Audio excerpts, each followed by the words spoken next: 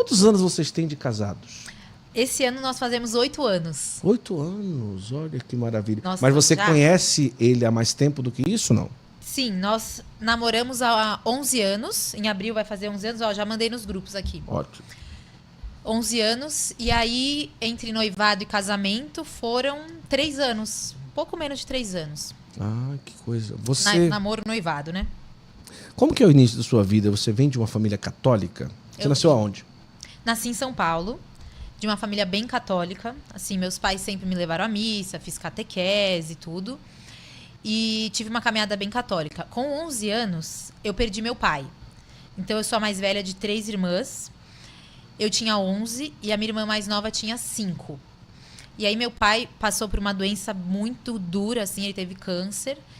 E, a princípio, o médico falou pra ele que ele tinha 3 meses de vida. E eu me lembro, assim, eu tava no corredor de casa, ele falou pra mim, filha, eu preciso te avisar uma coisa, né? Eu preciso te contar uma coisa. Eu tinha 9, né, na época. O papai não tá muito legal. Aí, criança, né? Eu pensei, mas você vai ficar legal? Sim. Né? Você vai ficar bem? Ele, vou. Papai vai ficar bem. Eu, então tudo bem. Aí eu, tipo, fui brincar, sabe? Fui fazer outra coisa. Então, na minha cabeça, eu não vi ele sofrendo essa doença. E aí, enfim, quando eu já tava, né, com 11 anos, eu lembro que a situação dele já tava tão difícil, assim, ele recebia alta e no dia seguinte o médico falava pra ele voltar pra casa. Então, era muito duro. E aí, eu lembro que eu visitei no hospital. Poucos dias depois, eu fui dormir. E na minha oração, né, que eu já fazia oração toda noite, meus pais sempre me ensinaram isso, eu falei, Jesus, o papai tá muito doente, pode levar, sabe assim? E aí naquela madrugada, a minha mãe chegou em casa e ele tinha falecido. Então foi muito pertinho, assim, dessa minha oração, sabe? Então parece que Deus já tava querendo alguma disposição minha, sabe, pra vontade de Deus. Então isso me marcou muito, que foi no mesmo dia que eu realmente pedi para Deus interromper aquele sofrimento humano, né? E aí eu tive a grande graça, assim, de depois ouvir muitas histórias sobre meu pai. Ele era professor de direito. Então, na missa de 7º dia, assim, foi a primeira vez que eu ouvi a visão de uma aluna do meu pai. Olha que coisa forte. Então, ela fez uma homenagem e ela disse assim, todo mundo esperava a semana inteira para a aula do José Rinaldo, do Lazzarini, né?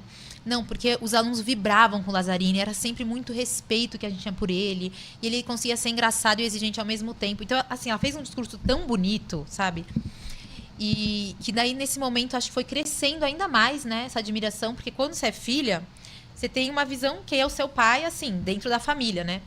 E aí você vai vendo o impacto com os amigos, e aí, posteriormente, depois de um tempo, né, minha mãe já viveu o luto, e aí ela contou histórias de como ele enfrentou a doença. Então, por exemplo, ela dizia pra gente que ele esperava a gente sair pra escola pra chorar, pra gritar de dor, porque ele sentia muita dor, né? Então, eu nunca ouvi reclamar, nunca. Ele sempre estava bem. E uma vez eu cheguei em casa da escola, ele estava deitado no chão da sala, e aí perguntaram pra... aí eu falei, nossa, papai, por que você tá deitado no chão, sabe assim? Nunca tinha visto ele assim. E aí ele disse, filha, é tão gostoso deitar no chão, vem deitar comigo, né? E aí depois minha mãe me explicou que assim, ele sentia tantas dores que às vezes ele tinha que deitar num chão duro, né? Por causa da quimioterapia e tudo. Sim. Então isso me deixou um grande legado, sabe? De realmente enfrentar o sacrifício e a alegria na família, né? Me deixou muito esse legado. E a partir daí eu ganhei um grande amigo no céu, né? Eu tive a honra também de ter o mesmo diretor espiritual que ele, quando eu já era mais velha, né, numa fase que eu voltei pra fé. Sim. Depois eu vou contar um pouco.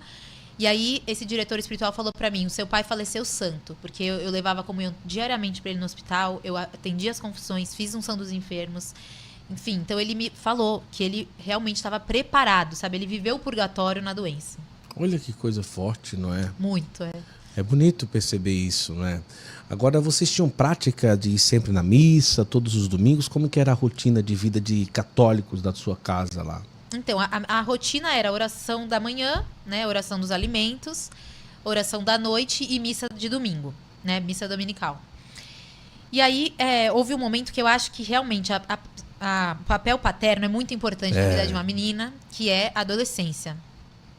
E aí, nessa fase, eu acabei fazendo algumas amizades que não eram muito boas. E aí, no meu coração, eu caí numa fase muito relativista, né? Então, eu ligava mais pra festas e não sei o quê, e tanto faz, porque, né, não faz mal a ninguém.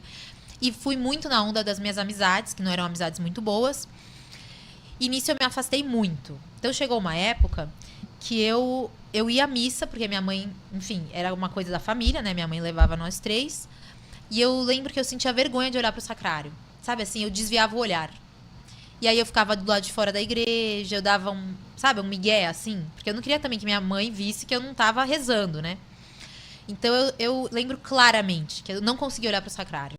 Tipo, eu sempre tive muita fé que Jesus tá lá, né, na Eucaristia.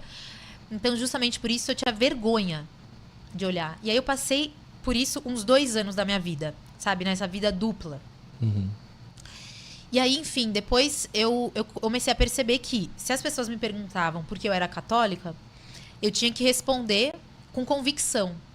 Então, eu lembro que eu amadureci um pouco em termos de quero estudar, né? Quero saber das coisas. Até, às vezes, por um caminho que não era muito certo. Sei lá, queria descobrir, ler sobre história, mas uma história não verdadeiramente contada. Mas eu me interessei por estudar. E aí, tinha gente que falava, nossa, mas por que você vai na missa? Tipo, você acredita? Você pratica a sua religião por quê? Então, meus amigos começaram a me cobrar, né? Que eu, tipo, ou decidia por um lado ou por outro. Aí você já estava na faculdade, não? Eu já estava praticamente na faculdade, tipo, época de cursinho, assim, sabe? Nessa transição. E aí eu falei, não, tá bom, então eu vou estudar. E aí quando eu comecei a estudar, sabe o que eu enxerguei? Eu enxerguei assim, que a nossa fé, ela é um sistema, sabe? Tudo faz sentido quando você olha como um sistema. Então antes, né, eu olhava para os 10 mandamentos e pensava, nossa, são regras de não fazer. Né? E depois eu falei, nossa, mas obviamente quando você estuda o que é cada mandamento, você fala na verdade que é uma coisa positiva, né? É como viver, como amar a Deus, como amar os outros, né? Que é com base na lei natural. E aí isso fez sentido, sabe assim? Eu vi pela razão que qualquer coisa que eu quisesse estudar sobre a igreja ia entrar nesse sistema racional, assim, né? Intelectual. E aí mesmo que eu falei, não, agora eu vou fazer crisma, eu não tinha feito crisma. Não, eu vou fazer crisma, né? Vou me decidir. E aí eu acho que o que mudou mesmo a minha vida, né? Que eu acho que foi o marco principal, foi quando eu entendi o que é a missa. Então, assim, eu comecei a fazer um trabalho social e aí a pessoa falou, olha, o seu encargo vai ser ajudar a pôr a missa. De todos os dias, né? Então, você vai vir aqui, era no centro do Opus Dei, né? No caso. E aí o meu encargo, né? O meu encargo, tipo, pra crescer nas virtudes e tal, podia ser 1000. Eu queria um trabalho social, né? Dar roupa pros pobres e tal. Eu queria isso. Mas aí a pessoa falou, não, o seu encargo vai ser vir aqui todo dia, no final do dia, e ajudar a pôr a missa. Aí eu fiquei meio assim, nossa, tipo assim, não tem brilho nenhum, né? Se você pensar, eu não vou estar conversando com ninguém, eu vou estar lá, né, ajudando nos paramentos e tal. E aí que eu vi a grande riqueza da missa, sabe? De como a gente põe a missa, que é se preparar para um grande milagre. Isso tocou muito a minha alma, sabe? Tocou muito. E aí eu me lembrei, né, vindo pra cá, que quando eu era bem jovem eu participei de um retiro. E era uma fase, enfim, que eu era meio ambientalista. Do Opus Dei também. Do Opus Dei. Eu era bem ambientalista, eu só falava que tinha que reciclar. Eu era muito, assim, viciada nisso, sabe?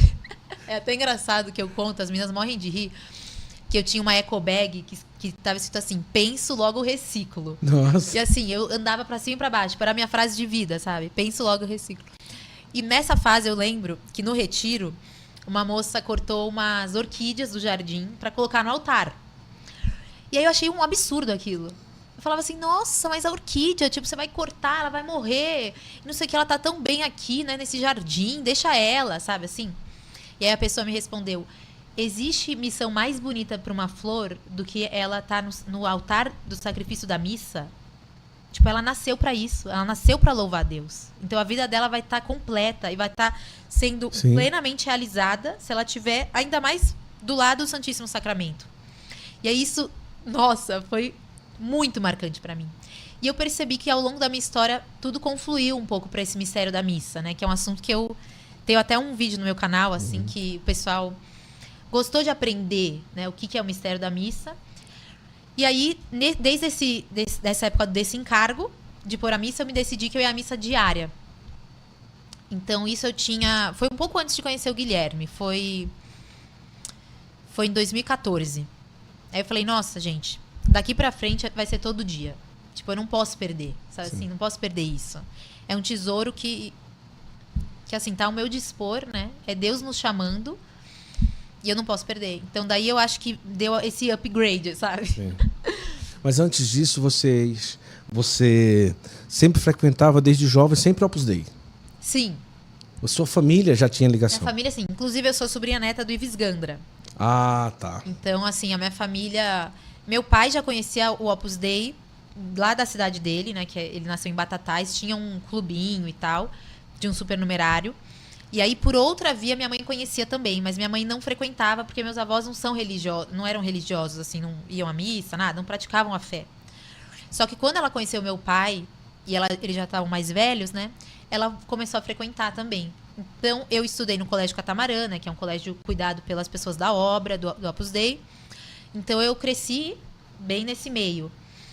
E eu mesma, né, nessa fase de adolescência e tal, mais perto do cursinho, eu mesma quis parar de ir, sabe? Pra mim começou a ficar meio piegas, sabe? Eu relacionava a fé a uma coisa piegas, tipo, ai, tipo, não preciso disso, Sim. sabe? Não tá a galera lá, tipo, tudo isso que o mundo, né, fica te chamando, tipo, e era o oposto, né? Você vai praticar sua religião ou você vai, enfim, numa comunidade, num grupo, não é o brilho que o mundo prega, né? Sim. É coisa recolhida, de oração e tal, de estudos. E eu não tava nessa pegada, né? Eu não tava nessa vibe.